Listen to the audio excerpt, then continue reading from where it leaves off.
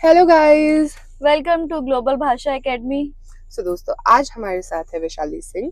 वैशाली सिंह हमारी English department की head है और हम जानना चाहेंगे वैशाली से कि कैसे इंग्लिश उन्होंने चूज करी। क्योंकि देखो, सबको ये तो पता होता है कि इंग्लिश जरूरी है, बट एक स्टूडेंट कैसे डिसाइड करता है और उसके बाद पीएचडी तक करता है उस फील्ड में। तो आज हम ये सब जानेंगे। सो वैशाली, ओवर टू। कुछ भी मैगजीन्स वगैरह या कुछ भी मैं कुछ भी पढ़ लेती थी। और मेरी जो मम्मी है उनको भी बहुत ज़्यादा रीडिंग में इंटरेस्ट है, तो इस वजह से और इसलिए भी मुझे लिटरेचर पसंद है, क्योंकि उसमें कोई भी आंसर राइट या रॉन्ग नहीं होता। Answers are always subjective. आपकी मतलब कोई भी एग्जैक्ट एक न्यूमेरिकल आंसर नहीं आता उसका। एग्जैक्टली, क्योंकि आप अपने मन से इंटरप्रिटेशन कुछ कैन भी बी लिख सकते हो, एनीथिंग। कोई भी इंटरप्रिटेशन आपकी खुद की हो सकती है। एग्जैक्टली, कि सेम चीज पे आपका सोचने का तरीका कुछ हो, मेरा कुछ हो। हाँ, एग्जैक्टली। तो मतलब आप जब 10th में थी और 10th के आपके रिजल्ट आए, तब आपने क्या सोचा था कि आप कौन सा फील्ड लेंगे? लाइक आपने तभी सोच लिया था इंग्लिश ऑनर्स करोगे, या उस टाइम पे आपने बस सोचा था कि ह्यूमैनिटीज चूज करेंगे? फनी थिंग कि मैंने 10th के बाद 11th में बायोलॉजी ली थी। Oh my God, so science से फिर इंग्लिश। हाँ, ओके ओके। मतलब मेरा तब भी इंटरेस्ट था ह्यूमैनिटीज में, क्योंकि सोशल साइंसेज भी मुझे बहुत पसंद थी, तो मैं उसमें लेना चाहती थी। बट देन मेरी फैमिली ने मुझे बोला, क्योंकि मेरे पापा बायो से पढ़े हुए हैं, तो वो चाहते थे कि मैं भी बायोलॉजी करूं। Okay but okay then okay. He was like कि कॉलेज में तू डिसाइड कर लेना, तेरे को जो लेना है, अभी के लिए साइंस ले ले। तो फिर मैंने साइंस ले लिया। ओके, तो तुम्हारा माइंड वहीं पे शार्प हो गया और तुमने बायोलॉजी पढ़ के पूरा 11th 12th अपने आप को माइंड को शार्प किया और फिर तुमने डिसाइड किया कि चलो ठीक है। लेकिन मेरे को ये बताओ वैशाली, जैसे कि तुम आती हो हाथरस से और तुमने नोएडा क्यों चूज किया अपने लिए? एमिटी यूनिवर्सिटी क्यों चूज किया? मतलब वहां पे भी तो कॉलेजेस होंगे ना? हाँ, है, लेकिन लाइक एमिटी लीडिंग यूनिवर्सिटी है प्राइवेट में, और उस टाइम पे भी बहुत ज्यादा थी। और ये सारे कोर्सेज मेरे रिलेटिव्स भी बोलते थे कि आप वहां से भी कर सकते थे, इतना ज्यादा पैसा स्पेंड करने की कोई नीड हाँ, नहीं थी, बिकॉज लोग क्योंकि सोचते हैं ऐसा। BA is like normal regular course. और ऊपर से जब हाँ, मतलब कि बट बच्चे पॉल साइंस ले लें या फिर इंग्लिश ले लें, तो पेरेंट्स को लगता है कि आप कुछ एक्स्ट्रा नहीं कर रहे हो। मतलब ऐसा होता है ना कि सिलेबस सब जगह सेम रहता है। यहाँ पे भी वही सिलेबस पढ़ा रहे हैं जो कि एक छोटी जगह पे स्मॉल टाउन में किसी गवर्नमेंट में या कॉलेज में प्राइवेट पढ़ाएंगे। यूनिवर्सिटी में पढ़ाएंगे।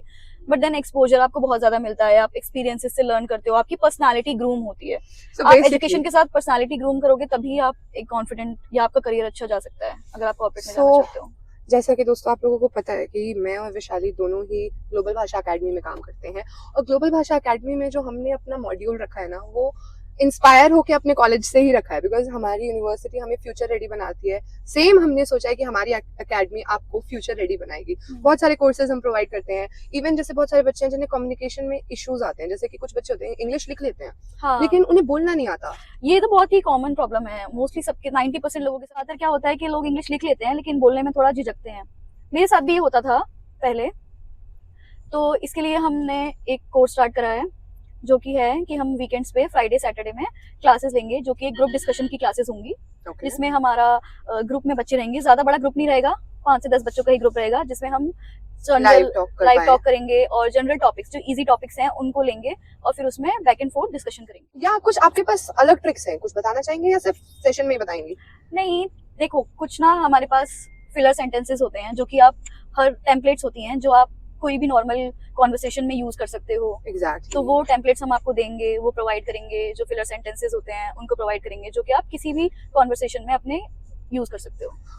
बात तो आपकी एकदम सही है। मैं ना आपसे एक और बात करना चाहती हूँ। आजकल ना मैंने कॉलेज में एक नया ट्रेंड देख रही हूँ जेनजीज का, कि आजकल जेनजी कुछ पढ़ते ही नहीं है, सिर्फ चैट जीपीटी से लिख लेते हैं और उनको जो बेसिक कम्युनिकेशन है उनकी वो छूटती जा रही है। तो हम एज अ ट्रेनर हम क्या कर सकते हैं एज एजुकेटर, की जो जेनजी हैं उनको थोड़ा पढ़ने की हैबिट डाल पाए? तो उसके लिए हमें क्या नई टेक्निक यूज करनी चाहिए? देन अगेन, हमारी जो क्लासेस का तरीका होगा वो थोड़ा फन होगा। उसमें हम क्या कर सकते हैं, like personally in my experience मैंने जो चीज़ें जैसे सीखी हैं वो ये है कि हम इंग्लिश मूवीज देख सकते हैं, इंग्लिश सॉन्ग सुन सकते हैं, जो कि हमें ऐसा नहीं लगेगा कि हम पढ़ रहे हैं उस टाइम पे। एग्जैक्टली। बट अगर हम इंग्लिश मूवीज देखेंगे, इवन तो अगर हम सबटाइटल्स के साथ भी देखेंगे, तो भी उसमें आपकी रीडिंग अच्छी हो रही है, आपकी स्पेलिंग्स आपको अच्छे से पता लगेगा, और आप में उसमें प्रोनाउंसिएशन भी सीखते हो, एक्सेंट वगैरह। Because English is a foreign language. मतलब लोगों ने इसको इंग्लिश को एज अ नॉर्मल समझ तो लिया था, बट अभी जैसे सीबीएसई ने भी बोल ही दिया कि English is a foreign language. So आप कोई भी फॉरेन लैंग्वेज हो, जैसे मैं जर्मन लैंग्वेज एक्सपर्ट, तो जब मैंने भी जर्मन लैंग्वेज सीखी थी तो मुझे भी थोड़ी कुछ आता था, बेसिक से बिल्कुल स्टार्ट किया था, और finally German is too good. तो इंग्लिश का भी यही एक प्रोसेस है, राइट? जो कि बट हमें स्कूल में वो उस तरीके से नहीं सिखाया गया जिस तरीके से सिखाना चाहिए। ठीक है, हम उस पर ध्यान एक्सेंट देंगे। को एज करना आना चाहिए, वो आप इसी चीज से सीख सकते हो, आप मूवीज के थ्रू सीख सकते हो या फिर बुक्स के थ्रू, लेकिन आजकल लोग रीडिंग पे इतना नहीं फोकस कर पाते हैं हाँ, क्योंकि बेसिकली जो जेंजीज है हम उनको एक आइडिया भी तो दे सकते हैं कि ये जो कोरियन ड्रामा देखते हो हाँ उसको एग्जैक्टली इंग्लिश में देखो और इंग्लिश में इंग्लिश देखो सबटाइटल्स उसको। के साथ हाँ, देखो। अगर आप इंग्लिश में नहीं देख पा रहे हो, आपके लिए वो टफ हो रहा है, तो आप सबटाइटल्स के साथ देखो, उससे भी आप बहुत कुछ सीखोगे। एग्जैक्टली आप अपने डेली लाइफ के छोटे छोटे जो काम कर रहे हो उसी में अपनी हैबिट्स चेंज करनी है और आप लैंग्वेज में एक्सपर्ट हो सकते हो। चलो देखो, ये सारी बातें तो हो गई विशाली, अब मुझे ये बताओ आज क्या पीने का मन है तुम्हारा? नींबू पानी, नींबू पानी पीने का। गर्मी इतनी हो रही है, यस गाइस, तो आप लोग भी हाइड्रेटेड रहो। डिहाइड्रेशन होने से बचें, पानी पीते रहें और हम अभी छोटे से ब्रेक के बाद आपसे मिलते हैं।